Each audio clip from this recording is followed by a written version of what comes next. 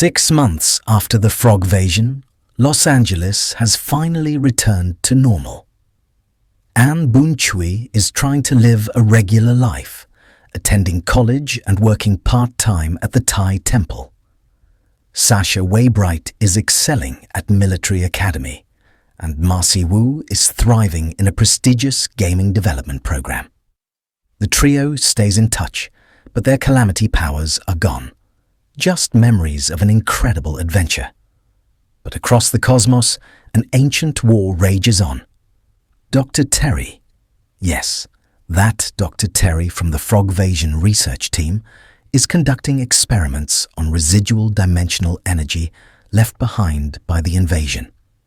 She's trying to understand how Amphibia's portal technology works, hoping to prevent future interdimensional incidents. She doesn't realize she's about to cause the biggest one yet.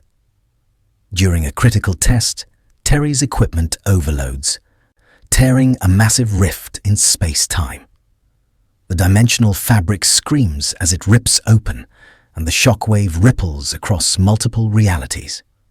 On Cybertron, the Autobots and Decepticons are locked in their eternal struggle.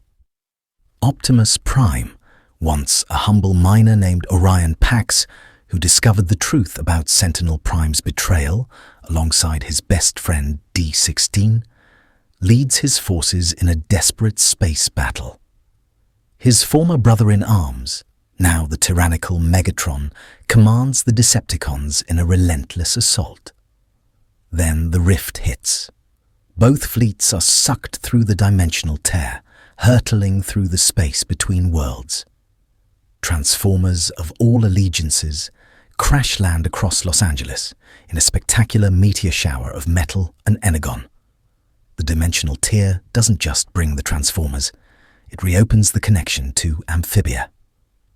Anne is walking home from class when she feels it, a familiar tingling in her chest. Blue energy crackles around her hands. Across town, Sasha's eyes flash pink mid-workout, and Marcy's laptop short-circuits as green energy surges through her. The Calamity Powers are back, but something's wrong. The three girls can feel it. Like the universe itself is grinding, three massive gears trying to occupy the same space. Earth, Cybertron, and Amphibia are phasing in and out of each other. In Los Angeles, buildings flicker, sometimes replaced by towering Cybertronian structures or giant mushroom forests. In Wartwood, the Plantars watch in horror as metal spires punch through the swamp. On Cybertron, organic matter begins appearing in the ruins of Iacon. Optimus Prime's landing isn't graceful. The massive red and blue Kenworth T680 crashes through an abandoned warehouse, his systems damaged. As he struggles to repair himself, he's surrounded, not by Decepticons, but by three young humans crackling with impossible energy. Anne steps forward, blue lightning dancing around her. "Okay, giant robot. I've dealt with newts trying to conquer dimensions before. Are you friendly, or do I need to punch you into next week?" Optimus, even damaged, recognizes courage when he sees it. "I am Optimus Prime, leader of the Autobots. We mean you no harm. We were displaced." The conversation is interrupted by an explosion 3 blocks away. Starscream, in his red and black Eurofighter Typhoon form, is tearing through downtown, his null-ray cannons reducing buildings to rubble. "Okay, so, that one's not friendly," Sasha says, cracking her knuckles as pink energy surges. "Let's do this." What follows is the first battle between Calamity-powered humans and Transformers. Bumblebee, in his yellow Ford GT form, zooms in to provide support. Marcy's enhanced intelligence lets her predict Starscream's attack patterns. Anne's super strength allows her to actually stagger the Decepticon with a flying kick. And Sasha's combat prowess helps coordinate the Autobots who arrive as backup. Starscream retreats, but not before sneering, "Megatron will be very interested in you organics." At an emergency government facility, the girls, the Autobots, and military leaders try to understand what's happening. Wheeljack's scans confirm the worst. 3 universes are colliding, and the damage is accelerating. "At this rate," Wheeljack explains, his hands flying over holographic displays, "complete dimensional collapse will occur in 72 hours. All 3 realities will cease to exist." "Can we reverse it?" Marcy asks, her green energy helping her process the complex data. "Theoretically, yes. But we'd need to seal the rifts from all 3 sides simultaneously, and..." The building shakes. On the screens, they see Megatron making a public broadcast, his silver form towering over a captured news station. "Citizens of Earth," Megatron's voice booms. "I am Megatron. Your dimension has collided with 2 others, and your destruction is imminent, but I offer salvation." He transforms, showcasing his triple changer ability, shifting from robot to Cybertronian jet to tank and back.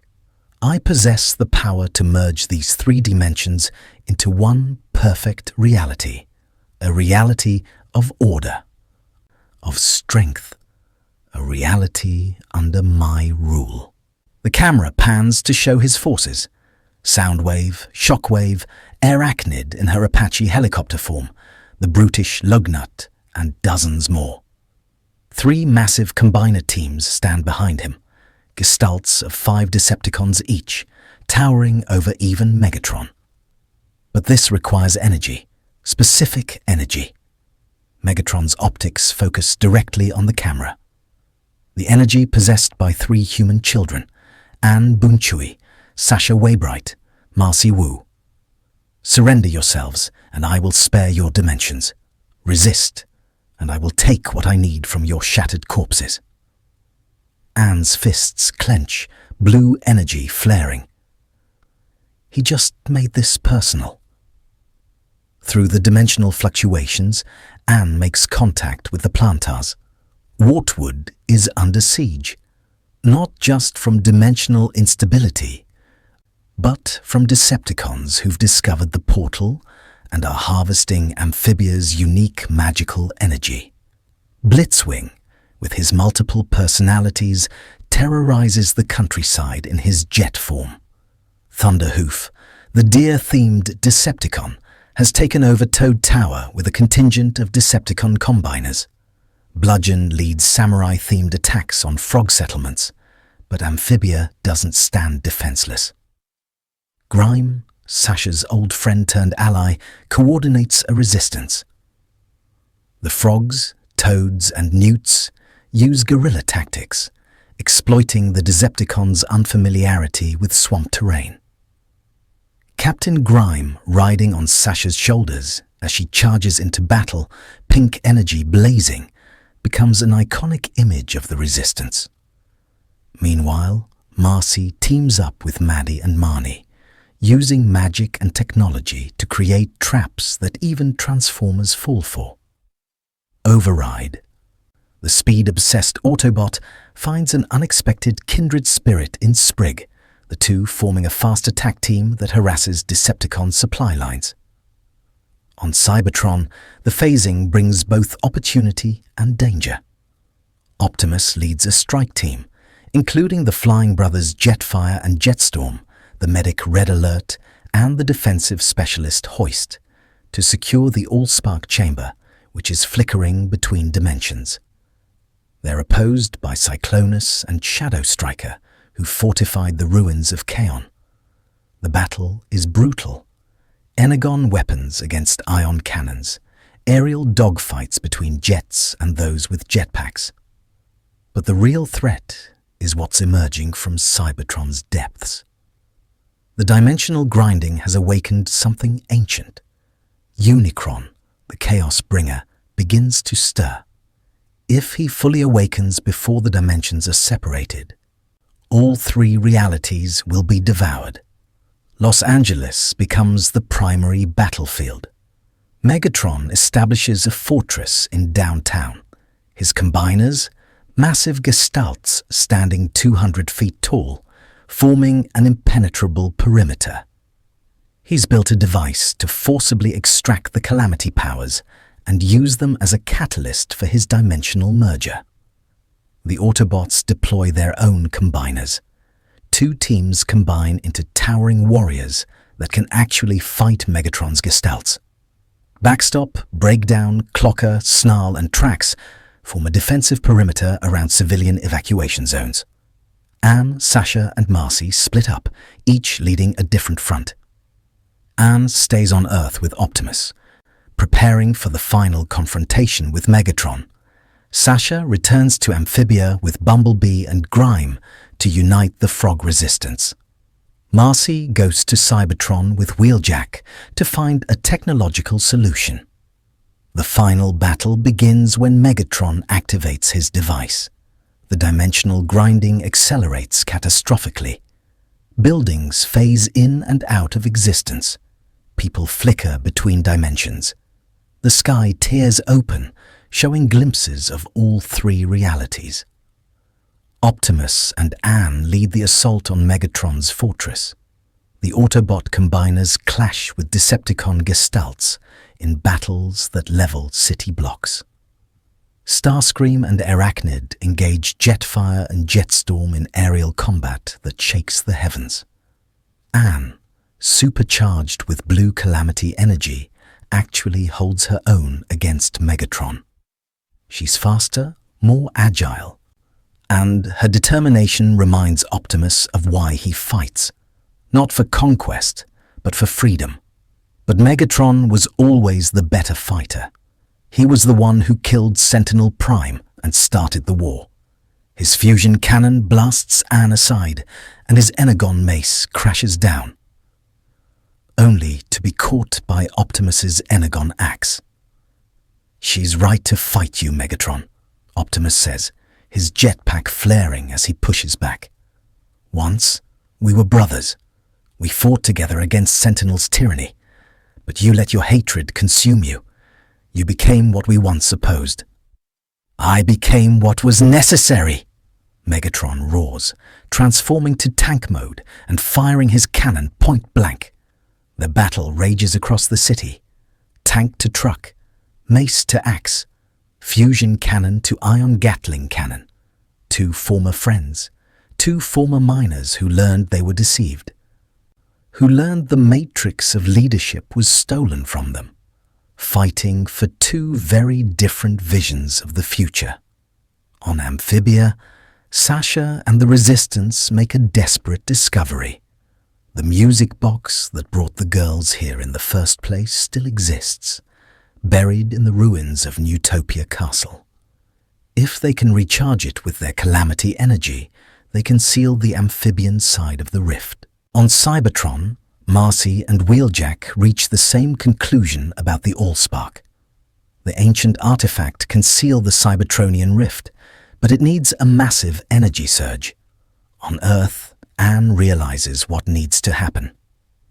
"We have to give up our powers, permanently." The three girls connect via the dimensional fluctuations, a video call across realities showing all three of them battered, exhausted, but determined. "We knew this day might come," Marcy says softly, "when we'd have to say goodbye to being superheroes."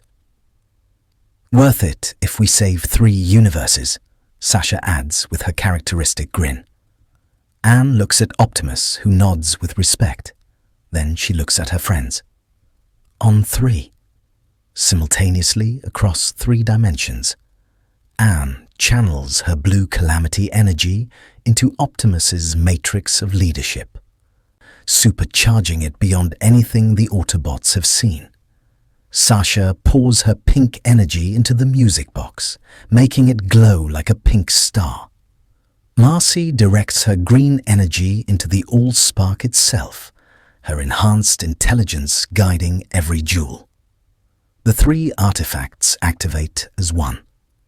The dimensional rifts begin to seal, reality snapping back into place like a rubber band. Decepticons scramble to escape back to Cybertron before they're trapped. The Autobots coordinate a fighting retreat, covering civilian evacuations. But Megatron won't retreat. He charges Optimus, determined to kill his former friend even as his fortress crumbles. Anne, powerless now, but no less brave, puts herself between them. It's over, Megatron. You've lost.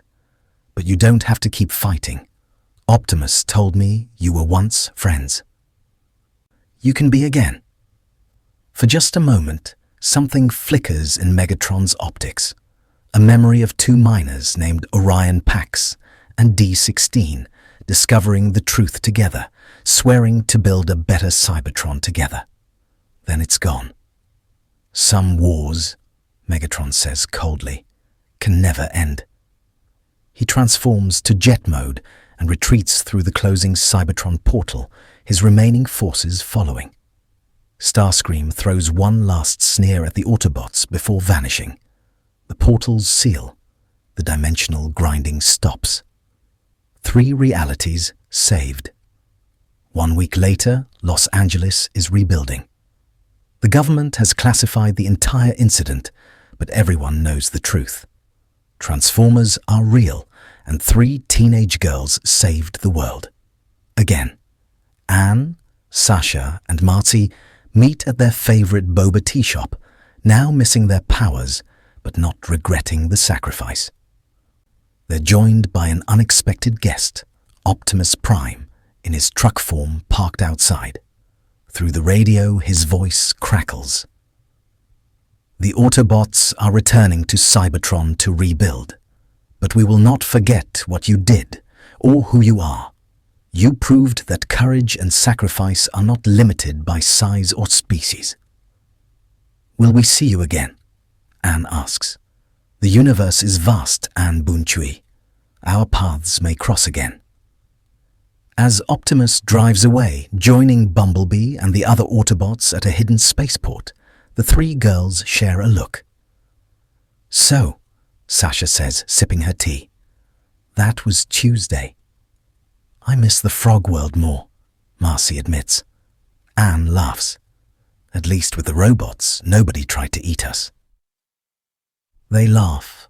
3 normal girls who've saved 2 worlds and 3 dimensions, who've befriended frogs and Autobots alike, who've proven that even without powers, they're heroes. In Amphibia, the Plantars look up at stars that finally shine steady again. On Cybertron, Optimus places the matrix of leadership back in the Allspark chamber, its blue glow now tinged with a hint of blue Calamity energy, a reminder of the humans who taught even primes about sacrifice. And somewhere in deep space, Megatron plans his next move. But he can't quite forget the sight of a small human girl standing fearlessly between him and his enemy. Some lessons even Decepticons can't ignore. So what do you think? Could Anne, Sasha, and Marcy really team up with Optimus Prime? Would Megatron's plan to merge 3 dimensions actually work? And what other crossovers would you like to see? Let me know in the comments below. And don't forget to like and subscribe for more What If scenarios. Until next time, remember, whether you're a teenage girl or a 40-foot robot, heroism comes in all sizes.